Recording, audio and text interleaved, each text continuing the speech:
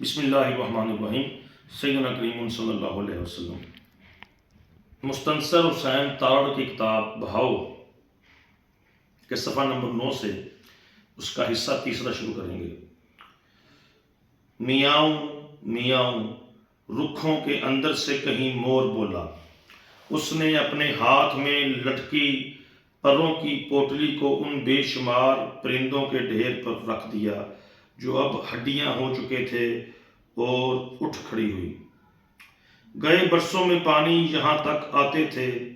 اس نے قدموں میں بچھی سفید مٹی کی تہہ کو دیکھا، رکھوں کے ذخیرے میں چھپا ہوا یہ کلراٹھا میدان 500-600 کرو لمبائی میں اور چوڑائی میں ہوگا۔ پہلے تو جھیل کے پانی رکھوں کے تنوں تک آتے تھے، پر اب وہ صرف بیچ میں 100-150 کرو کے رقبے میں سمٹ گئے تھے۔ گہرائی میں بس اتنے کے تہہ کا کیچڑ صاف نظر آتا تھا اور چوپائے اس میں کھڑے رہ سکتے تھے، پر لیٹنے سے ڈوبتے تھے۔ اب بڑے پانی بھی کم آتے تھے، اور اگر آتے تھے تو دریا سے نکل کر یہاں تک پہنچتے زمین ہی میں گم ہو جاتے تھے، اور یوں ہر برس جھیل بھرنے کی بجائے کچھ اور سوکھ جاتی تھی، کچھ اور سمٹ جاتی تھی۔ ہر برس پانی کے گرد ایک اور دائرہ بن جاتا، جہاں تک پانی پہلے تھا اور اب سوکھ چکا تھا۔ ایسے دائرے پھیلتے ہوئے رکھوں کے اندر تک جاتے تھے کہ پانی بھی تو وہیں تک جایا کرتا تھا۔ اس کلراٹھی زمین پر جہاں سے جھیل ہٹ چکی تھی، پرندے گرتے تھے اور مرتے تھے۔ سب جانتے تھے کہ اس مقام پر پرندے صرف مرنے کے لیے آتے ہیں، اور دور دور سے آتے ہیں، کبھی اکا دکا اور کبھی ان گنت۔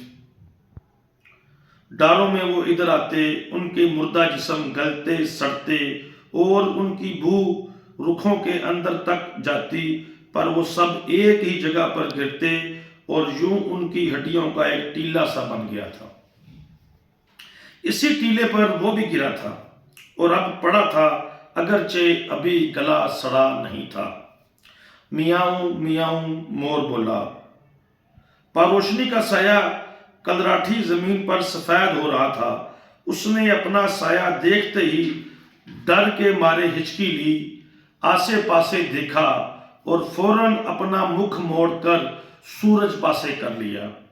اس نے پہلے کبھی بھی بھول چوک میں بھی سورج کی طرف پیٹھ نہیں کی تھی۔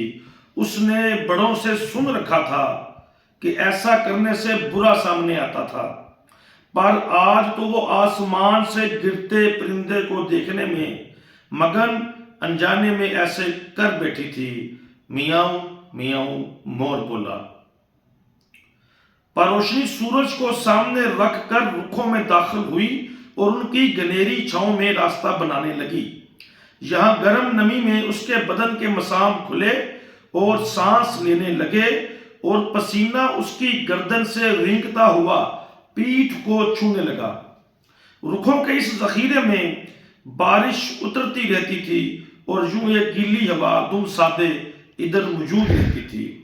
رکھوں میں پیپل اور املی کے رکھ زیادہ تھے، اور ان میں سے بیشتر اگرچہ کھوکھلے ہو چکے تھے، لیکن کوئی بھی انہیں چھونے کا سوچ نہیں سکتا تھا، کیونکہ ان رکھوں میں یکشنا اور یکشنی رہتی تھیں۔